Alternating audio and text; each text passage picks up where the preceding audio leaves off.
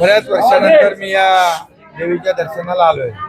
मेसाई देवीची यात्रा जेव्हा जेव्हा असायची इथे तेव्हा मी यायचो आणि आमचे सर्व ठाण्यातले लोक या गावामध्ये राहतात आणि त्यामुळे यावर्षी देखील त्यांची 2 दिवसाची यात्रा होती आणि ते यात्रेला येण्याचा संधी मला मिळाली आणि त्यामुळे पुन्हा अनेक वर्षापूर्वीच्या आठवणी ज्या आहेत इथे सगळी लोक भेटली आणि खूप प्रेमळ सगळी माणसं आहेत आणि यांना भेटून खरंच आनंद झाला।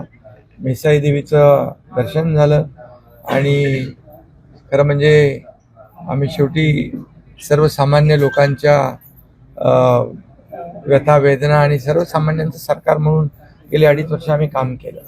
त्यामुळे या गावात देखील आल्यानंतर खूप बराच बदल झाला, विकास झाला आहे आणि लाडक्या बहिणी देखील मला भेटल्या, त्यांनी देखील आनंद व्यक्त केला आणि म्हणून एक जुन्या आठवणी ना पुन्हा उजाळा या ठिकाणी मिळाला आहे।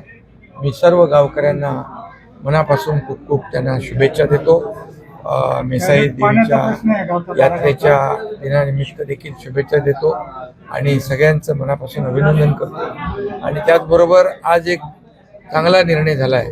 मराठी भाषेला अभिजात भाषेचा दर्जा देण्याचा एक जाहीर जी.आर. निघालेला आहे। 3 ऑक्टोबर 2024ला केंद्रीय मंत्रिमंडळामध्ये निर्णय झाला आणि त्याचा जी.आर. आज गजेंद्रसिंग शेखावत हे मंत्री यांनी आमचे मराठी भाषा मंत्री उदय सामंत यांना सुपूर्द केला।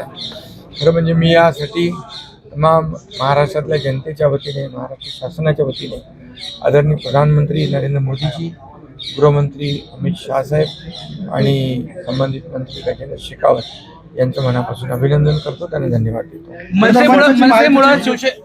शिवसेनेमुळे मनसेचे नुकसान झाले, शिंदे साहेबांमुळे मनसेला युतीत सहभागी होता आला नाही असा आरोप केलाय।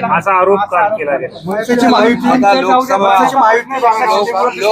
इलेक्शन झालं, विधानसभा निवडणुका झाल्या, विधानसभा निवडणुकांमध्ये महायुतीला लँडस्लाईड मॅन्डेट लोकांनी दिलं आणि त्यामुळे आता आम्ही काम जोमाने करतोय।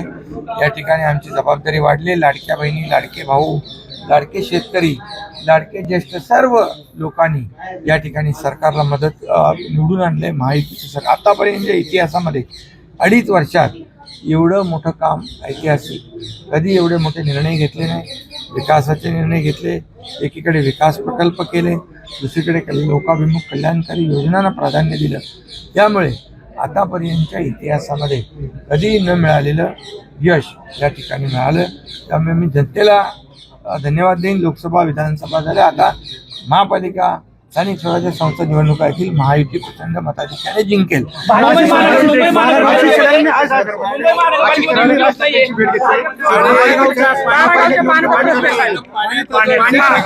पाण्याचा विषय जो आहे मी आता जिल्हाधिकारी आणि संबंधित लोकांशी बोलतो।